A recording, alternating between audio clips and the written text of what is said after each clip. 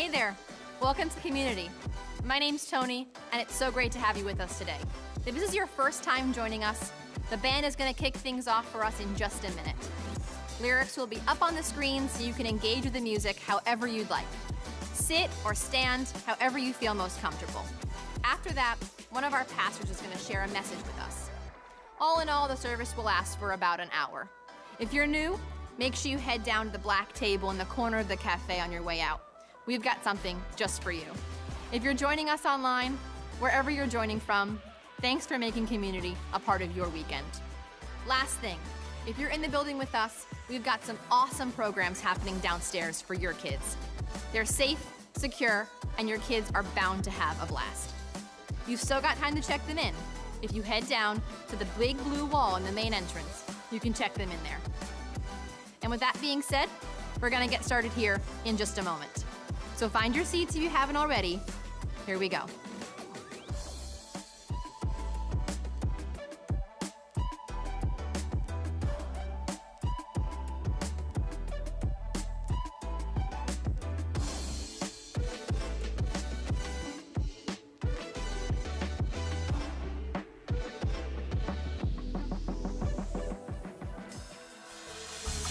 Good morning, Community Church. We're going to do some singing. You're invited to stand and join us.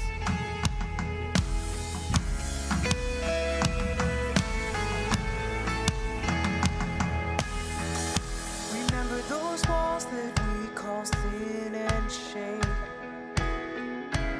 They were like prisons that we couldn't escape. But he came and he died and he rose. Those walls are rubble now.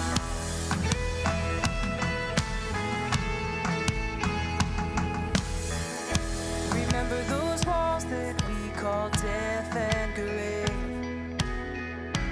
They were like mountains that stood in our way.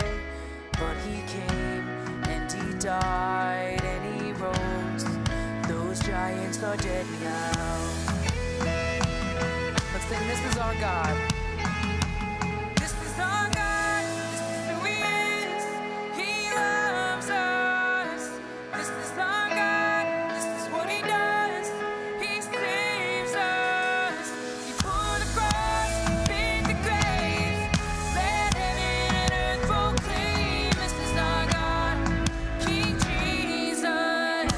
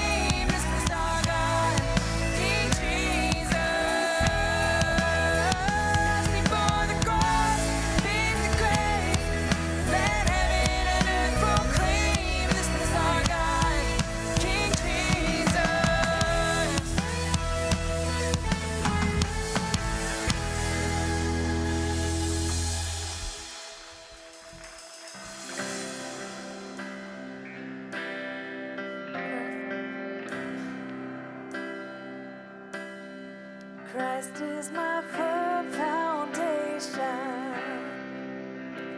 the rock on which I stand when everything around me is shaking. I've never been more glad that I put my faith in Jesus. He's never let me down. He's faithful through generations. So why would he fail now? He won't. He won't. I've still got joy in chaos. I've got peace that makes no sense. I won't be going under. I'm not held by my own strength, 'cause I built my life on Jesus. He's never let me down. He's faithful through every season.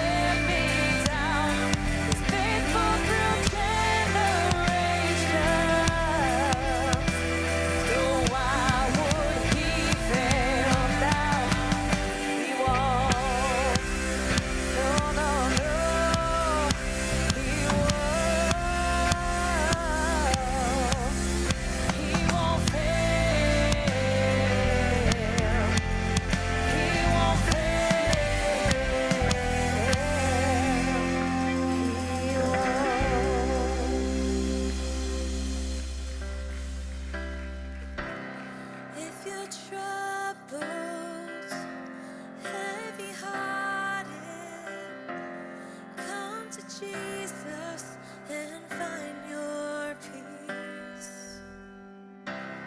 If you're run down, empty-handed, just come to Jesus and find your strength.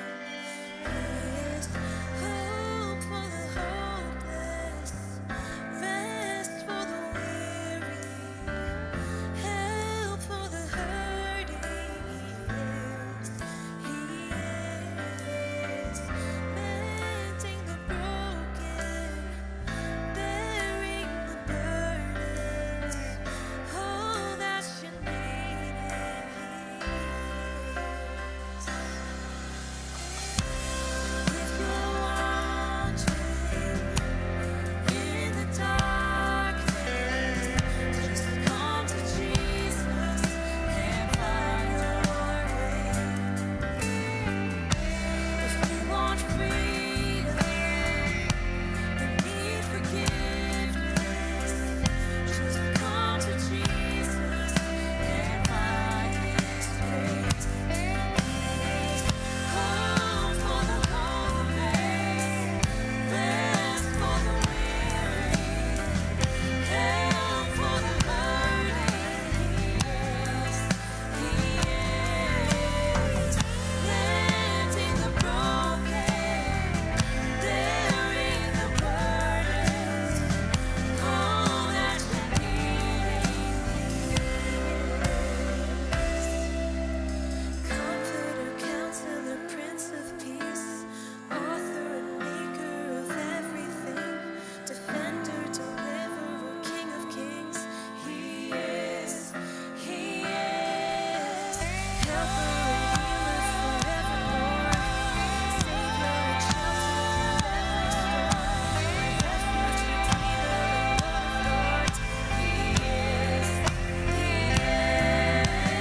Child of Heaven and Son of Man, Provider, Protector, the great I am, Alpha, Omega, beginning and end. He is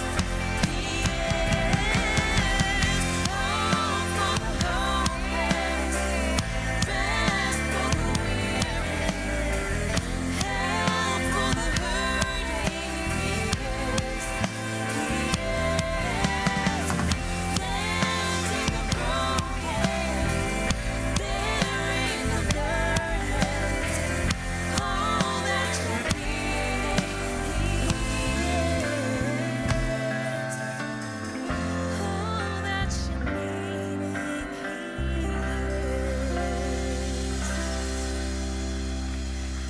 Thank you for singing with us. You can have a seat. Hi, my name's Allie. This is Lou. Hiya. And it is great to be together on this beautiful Sunday morning. If this is your first time with us, we are so happy that you're here. We would actually love to know that you're here, which you can let us know by filling out a Connect form on our Connect page, which is communitychurch.net/connect. That page is actually where you can find out all of the information that we'll share with you this morning.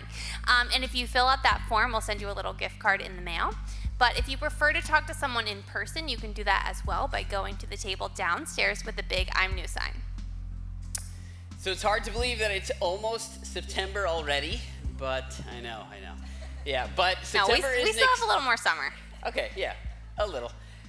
September is an exciting month in the life of the church. In the life of this church, there's a lot of fun stuff that's coming up in the next few weeks. On September 14th, we are having our second beach baptism service of the summer, right? Because that's still summer. Yeah, so it's going to be over at Venetian Shores on September 14th. That's a Sunday night at 6 p.m. For us, baptism is an outward expression of an inward decision to follow Jesus. And so if you have made that decision, we would love to talk to you about getting baptized. It's always one of the most exciting nights of the year. And so if you go to communitychurch.net/connect, there's a little button there that say baptism. Click that. You'll get to see what we believe about baptism, and then you can reach out to us and we can start the conversation about whether or not baptism is right for you at this point in your faith journey. Now, There have been some recent regulations that have come out regarding the town of Babylon and certain beaches, but all of that comes to an end on September 1st.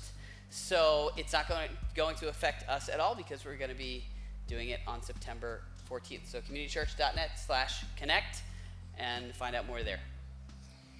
So moments of life change, like baptism, along with the things that we're able to do downstairs in the kids program or that the church is able to do out in the community, are largely made possible by people who give to the church financially. So if supporting the church in that way is something that you're interested in doing, or maybe you want to find out more about what it looks like to give here, you can find out more information by going to that same Connect page. Last thing, so a few years ago, after one of our services on Labor Day weekend, on the weekend of Labor Day weekend, we walked out of the church and the annual fair at Argyle Park was happening right across the street. If you don't know much about that, there were about 30,000 people right here in Babylon Village. And we were talking to the people who run that fair and asking them what was involved. And what was communicated to us pretty quickly was that there was a major need for parking and also for volunteers.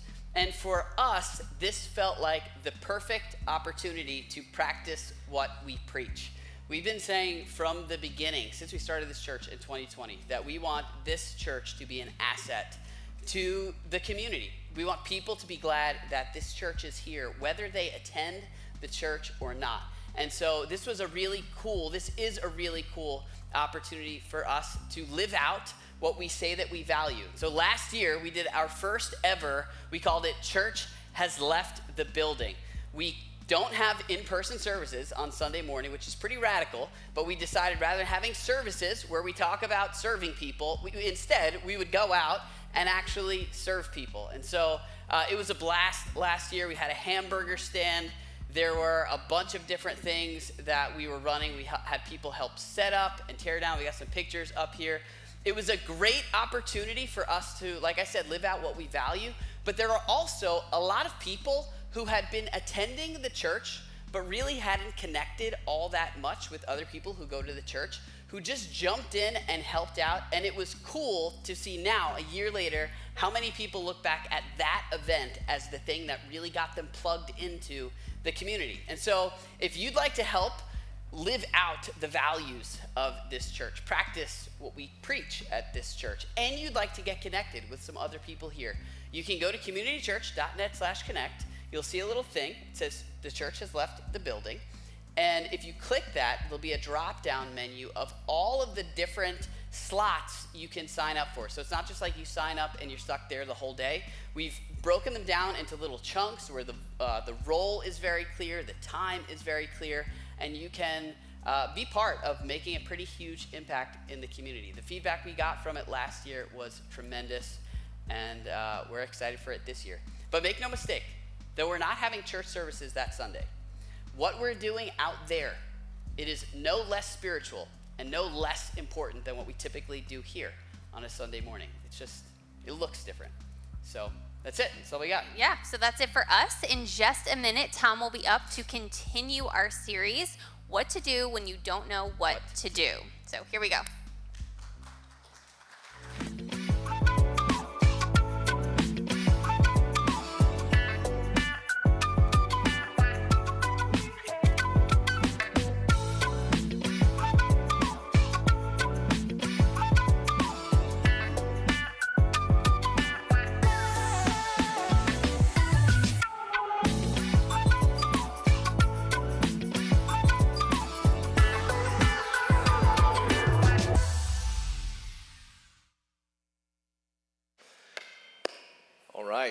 Good morning.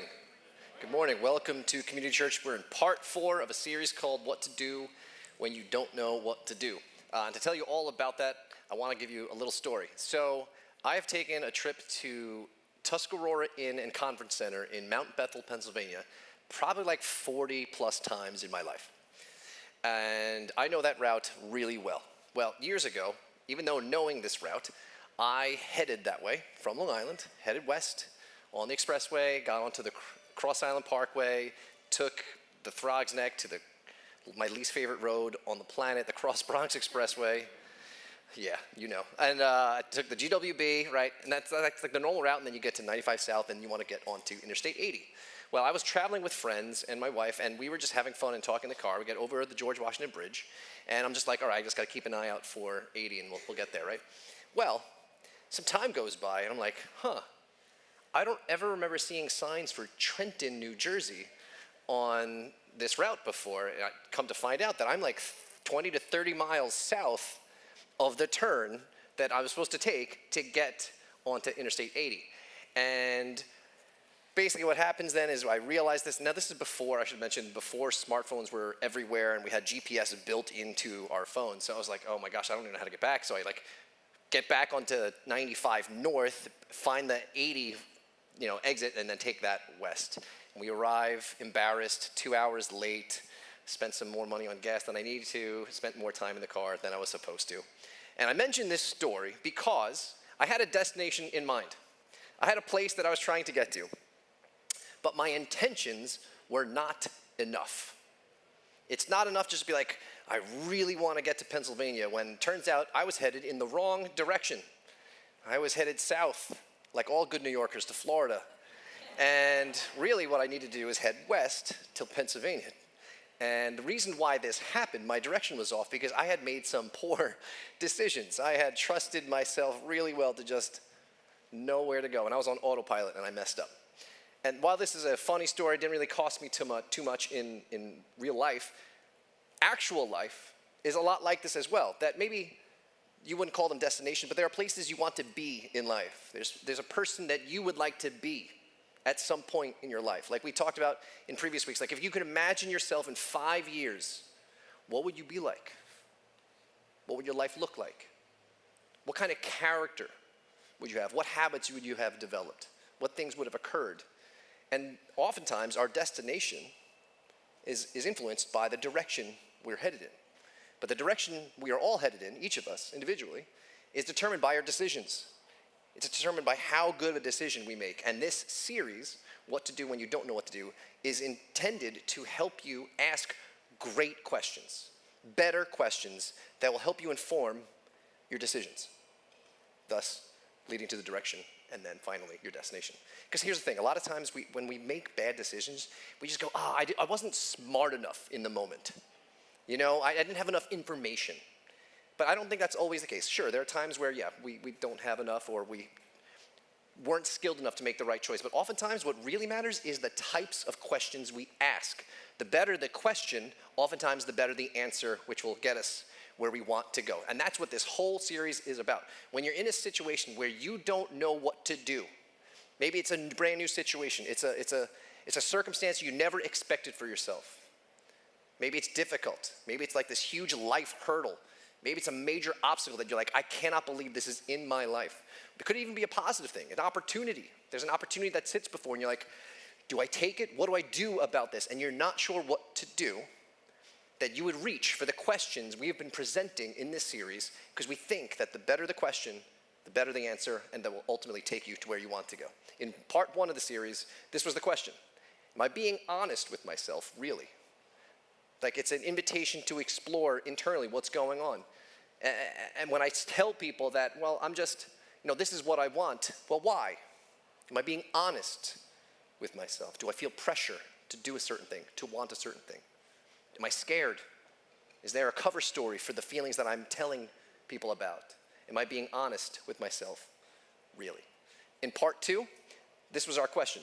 What story do I want to tell? When this season of life, when this chapter, when this circumstance, when this obstacle, when this opportunity, when all of these things are things in my rear view, when they're in the past, when I get to tell the story of the decisions that I made, what is that story?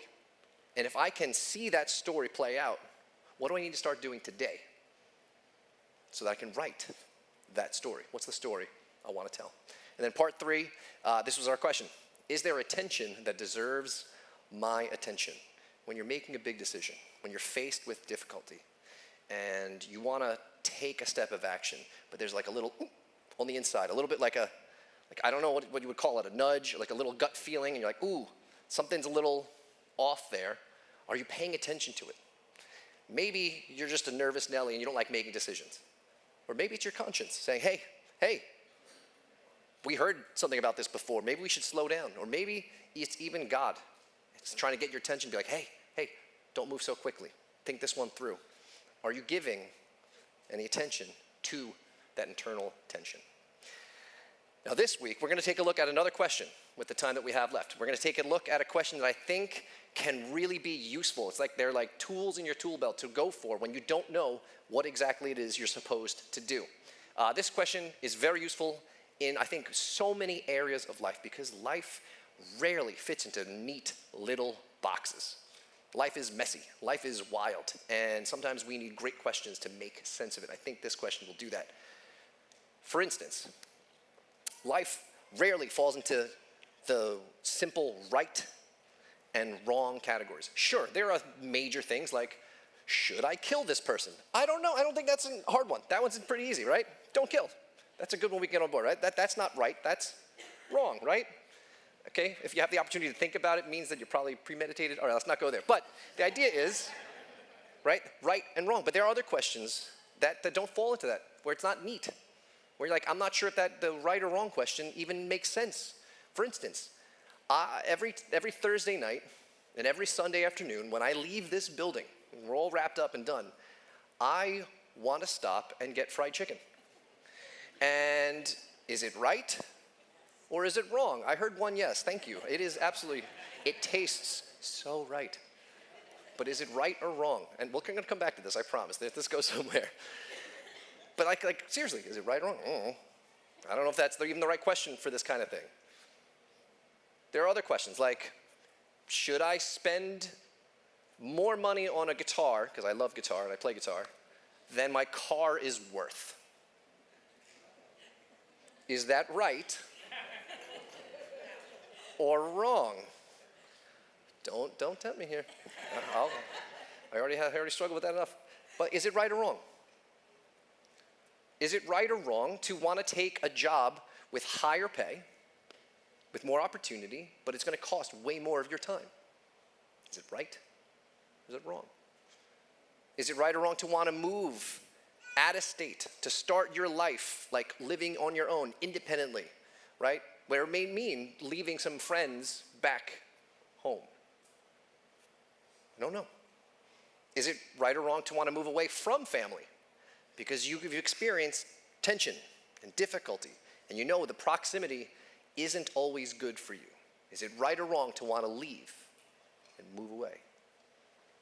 Is it right or wrong to spend extra time with that somebody at work and give them a little extra attention? Is that right or wrong? Is it right or wrong to then seek them out online and find their social media? Is it right or wrong to send them a message? I don't know if this question, simple right and wrong, black and white, yes or no, is enough. And because most of life is not that simple. It's hard, it's gray, it lives in this murky, difficult area, and it's messy, so we need a better question, a question that's going to reveal to us better answers. And based on those answers, we can make great decisions that'll point us in the right direction to get us to our destination. So, we're going to take a look at Paul, the Apostle Paul. He's one of the guys that wrote a bulk of the New Testament of the Bible. And in Paul's letters to different churches 2,000 years ago, he said some very, very helpful things. Now, Paul, he was a follower of Jesus, but he wasn't always. In fact, he opposed the way of Jesus for a while. But then when he became a follower of Jesus, he gave his entire life to it. So much so that he actually started churches. He would teach people and create congregations, assemblies of Christians. And then he would write to them from afar because he couldn't be there in person. He became like their pastor via letter. And fortunately for us, we have copies of his letters put together in the Bible, and we get to read them. And the things that he says are super, super valuable. In one of his letters to the church in Ephesus, he's telling them about what it's like now that we live after the life, death, and resurrection of Jesus, which the death and resurrection thing is a humongous idea that we do not have the time to get into today. However, this is what he says about those things. Because Jesus died and then rose again, all of us, all of humanity can live in light. Meaning, before Jesus, it was like stumbling around in the darkness. Like we were just like making our way, trying to figure out life, hitting into objects because we could not see. But then Jesus shows up and changes the world. And because of that, our eyes are opened. The light is on, the shades are up, and now we can see clearly now that the rain is gone. He didn't say that, but he did say we can see because we live light. We live in light. And it's in that context, from darkness to light, that he writes the following words that I think are incredibly helpful. He says this: be very careful then, referring to the light and dark, be very careful how you live. Now that you live in light, now that Jesus has shown up and done the work that he has done, we can live carefully. We don't have to stumble into difficulty and obstacles and hurdles and pitfalls blindly. He's like, once we lived without the lights on, and it happened, and we would bump into things, but because of Jesus, we can see. Things are made clear. We can see accurately. Because you can see accurately, be careful. This verb here, how you live, is really actually in the original language, he's talking about walking around. Like when you walk through life, be careful where your feet fall. Don't just step anywhere. If you just step anywhere or just let life live you, you're going to run into all sorts of problems. But we don't have to be that way anymore. Be careful then how you live. And then he qualifies this. He says, not as wrong, but as right. Which is actually not what he said. I do this trick sometimes where I put up what he didn't write, and that's not what he said. But that's what we often feel when it comes to the Bible and living the way God wants it to. There's right and all the things that God's about, and there's absolute wrong all the way over here, and you cannot do anything wrong. But the truth is, life is not that way. So that is not what Paul wrote to those Christians in the first century. He wrote the following: not as unwise. Be careful how you live. Not as unwise. Unwise people, fools, in other words, people who live foolishly, they have the lights on, their eyes are open, and the shades are up, but they act like it's not that way. They still stumble around and crash into things because they're either pretending that the obstacles, the difficulties, the temptations, the stuff is not actually there, or they deny it altogether. Of course, no, that's not going to be a problem at all. It'll be fine. It's going to be fine. It'll totally work out. Don't worry about it. And they crash into these things, and it causes them harm. He's like, not as unwise, but be wise. A wise person uses their senses at their disposal, living in the light. They see the different obstacles, they evaluate them, and then they adjust. That's what a wise person would do. Be careful how you live as a wise person. See, evaluate, and adjust. It's an invitation to live carefully, which is not that exciting, truthfully. You're like, ooh, be careful. Never heard that one before. But like, think about this, right? If kids are playing at the edge of a piece of property towards the street where the cars are driving, do you want them playing at the edge of the street? Why? It's not illegal. It's not immoral. It's not unethical. It's not a right or wrong thing, is it? It's just not wise.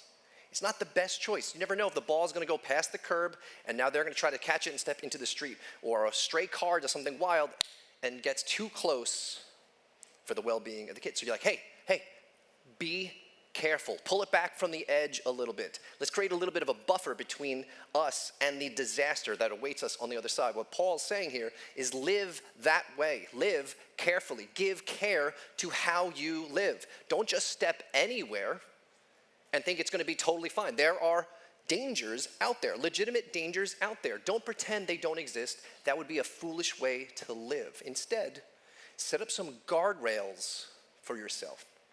Sure, that might look silly to other people. It might be too prude-like for others and what they think of you, but that's to protect you. It's to leave a buffer, give margin, put a shield between you and the danger. Live carefully. And the way we do that is by asking the question, what's the wise thing to do? That's our question for this week.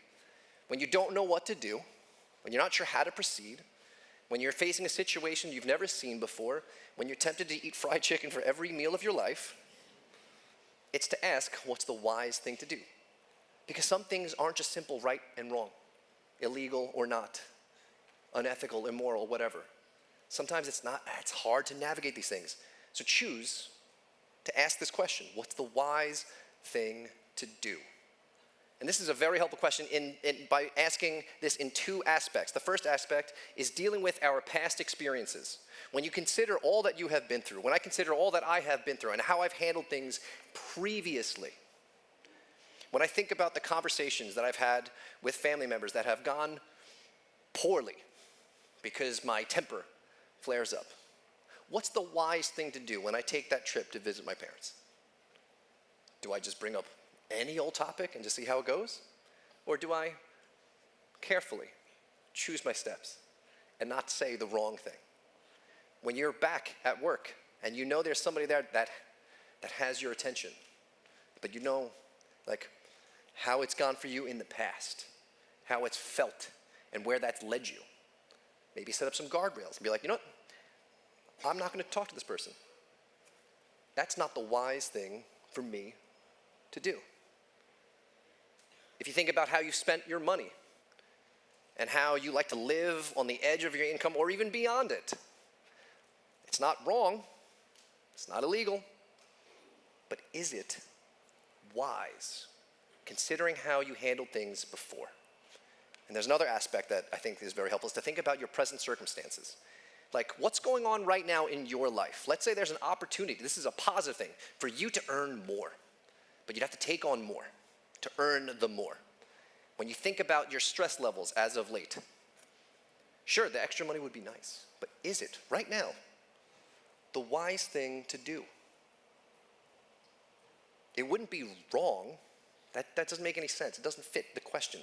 It doesn't really fit. Like, is it wrong to take on more work? Well, is it wise? Knowing how you are right now, knowing how you feel about life, do you really want to add more to an already full plate? So maybe this is not a no forever kind of thing. Maybe this is a no for now kind of thing. You put it off for another time. And you might look around and you have friends who are like, no, well, they're doing extra and they're earning the extra. Like, why can't I as well? What's right for them might be wrong for you. When you consider your past experiences or your present circumstances, it may be a no for now, it might be a no forever, but it might be a no for now, and you think about it when things change. This is the case for me. I love music. I play music out occasionally, but like a couple years ago, like 7 years ago, there was weeks where I would gig like 8 times in 7 days, especially during the summer. And it was awesome. The money was great. I'd have fun. I'd play music. It was awesome. But after having a second kid, my wife and I were like, do I really, is it wise to be out of the house so many times during the week where she puts them to bed and I don't? Is that what I'm aiming for? Is that the destination that I want? Do I want to be gigging when I could be home? It's not that it's wrong. It's not that it's illegal. It's not that it's bad. It's just, is that the wise thing for me to do right now? And there may come a time where down the line, when they're older and maybe they have evening plans of their own, where I can return back to that. So maybe it's a no for now kind of thing. What's it for you when you think about your past and what's going on in your life right now? What's the wise thing for you? It might be right for others, but for you in this season of life, or you considering how things went before, it might be the wrong thing right now. But Paul, he doesn't just end it there. He actually he turns a corner a little bit, right? This is an invitation to live carefully, to set up guardrails, to think about how to say no to things that might derail you or take you, in the wrong direction from your destination. But then he turns a corner, right? Now he says this, we're going to recap. He says, be very careful, right? How you live, walk wisely, live carefully. Not as unwise, but as wise. And then he gives us this inspirational, I think, a beautiful idea of what could be. Making the most of every opportunity because the days are evil. Quick side note about that last bit, because that's a really freaky sounding, spooky, the days are evil kind of thing. Reading that when I was young, I was like, I don't know what that means. I guess Fridays are cursed. I don't know. But what he's saying here is this.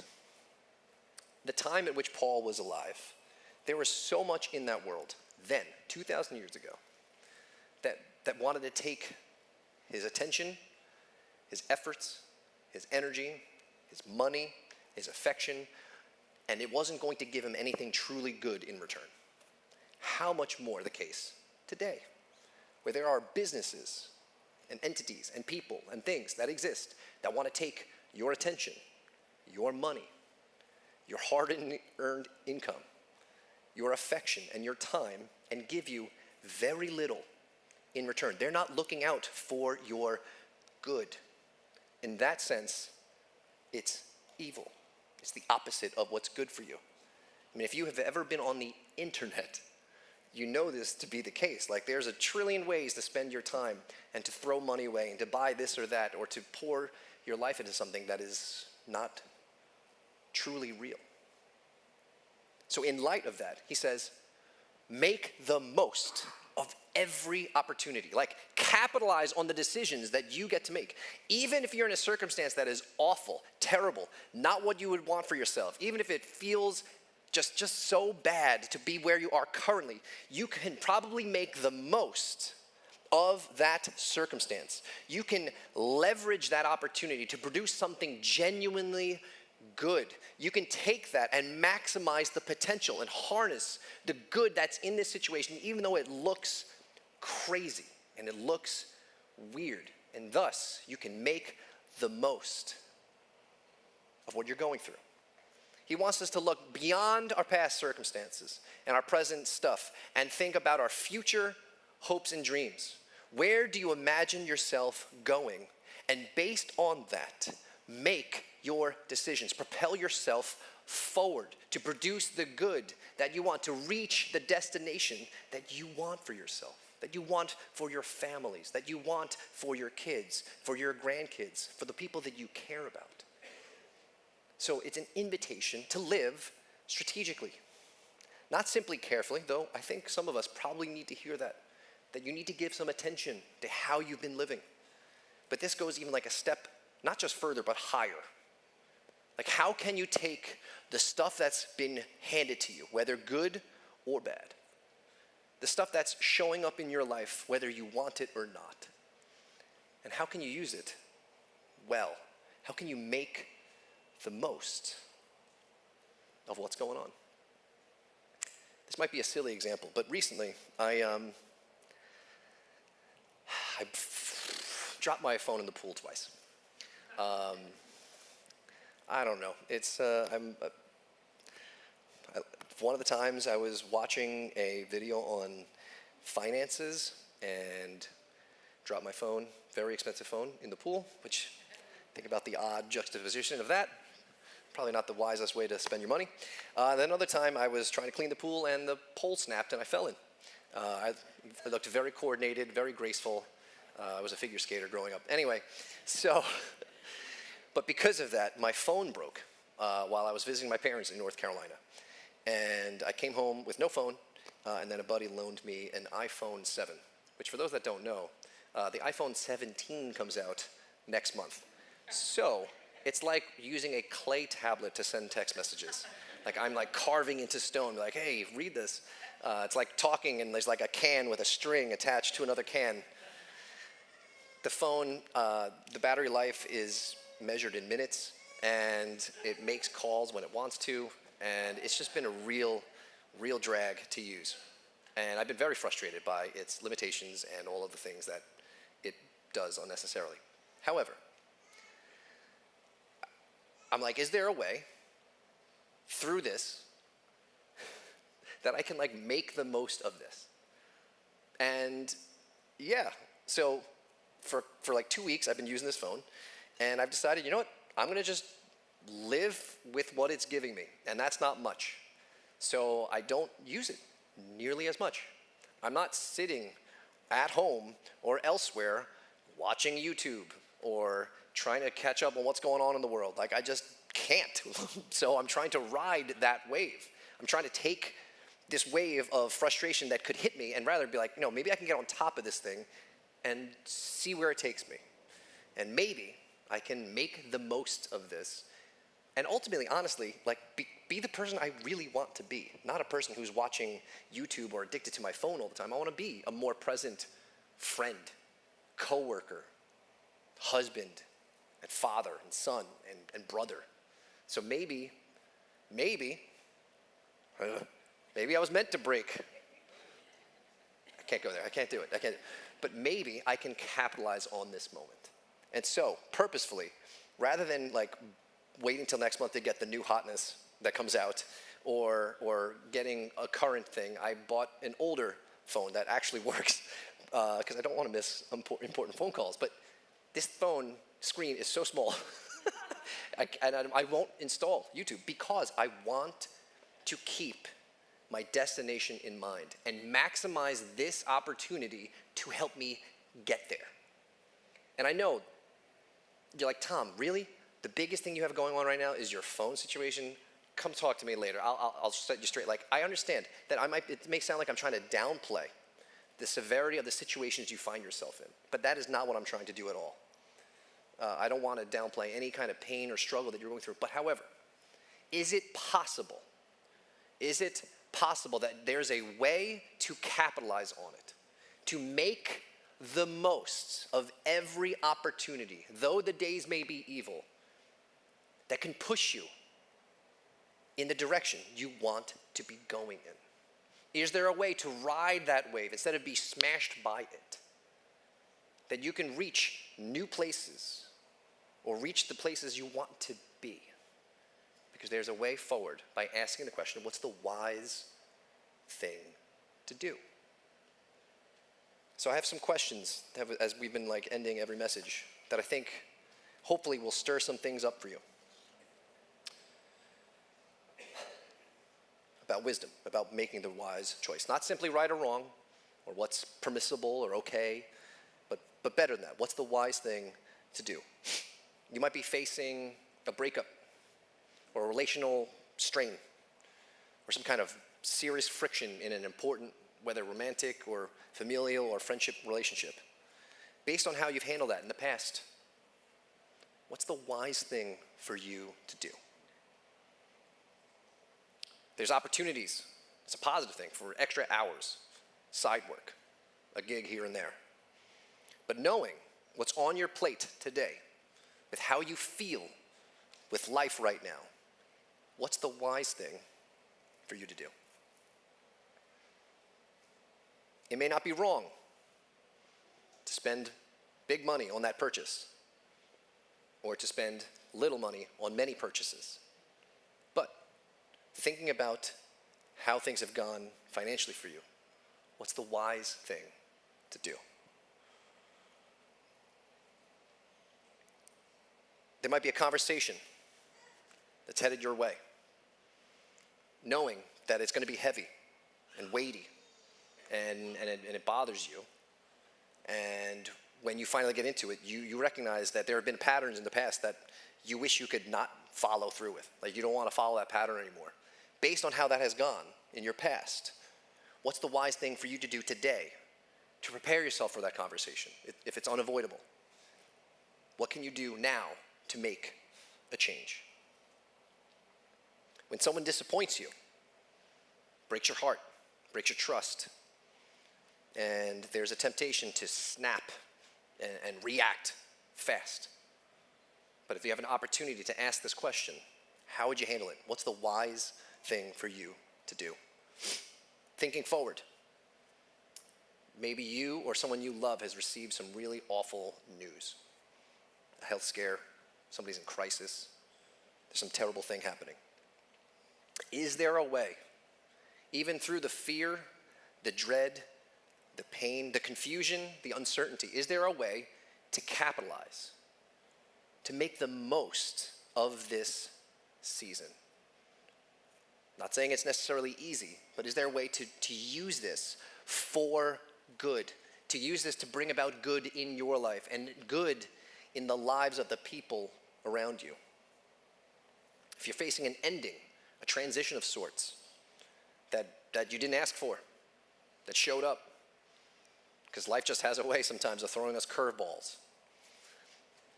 Is there a way to make the most of this situation that perhaps you wouldn't be able to make? You wouldn't be able to capitalize on anything like this if it weren't this way. And you wouldn't ask for it, you wouldn't pray for it to be this way, but it just happens to be. Can you make the most of this opportunity by asking what's the wise thing to do. Because the truth is, like, we can hide behind right and wrong, especially in religion. It's easy to ask, well, this is right, this is wrong. But the better question is to try to live and to ask, what's the wise thing to do? Because that's something that can bring about the best decisions that will point us in the right direction and hopefully take us to our destination. So if you don't know what to do, the wise thing to do is to ask, what's the wise thing to do? Let's pray. God, I thank you for Paul's words and this encouragement that he gave to the church in Ephesus.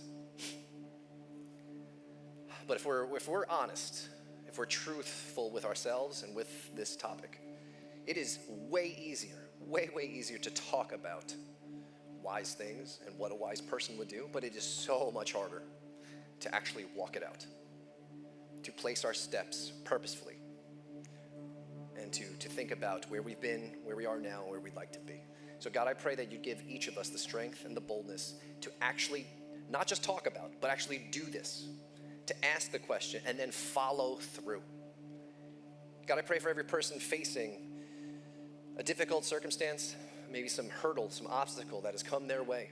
God, I pray that you give them not only the discernment, the wisdom to figure out what the best thing to do, to make the most, but I pray, God, that you'd give them the encouragement and the strength and the people around them to push them to walk that out.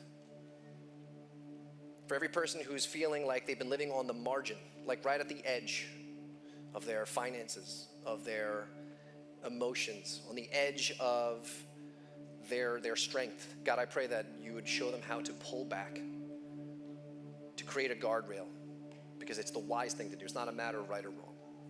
For every person facing a circumstance at work where there's somebody there who's got their attention, and it'd be easy, and it would be totally fine to take steps in a poor direction, God, I pray that you give them the ability to ask, what's the wise thing to do here, and they make a change. God, we need your help to walk this out. Will you be a good Heavenly Father and show us the way and give us the strength we need for the journey? We pray these things in Jesus' name. Amen.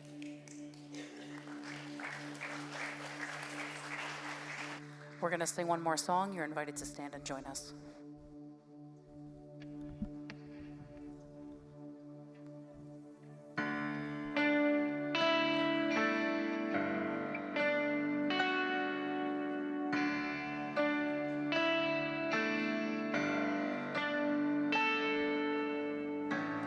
I am holding on to faith, 'cause I know you'll make a way. I don't always understand, I don't always get to see, but I will believe it, I will believe it. You make mountains move, you make giants fall. You use songs of praise to shake prison walls, and I will speak to my fear, I will preach to my doubt. You were faithful then, you'll be faithful now. Faithful now.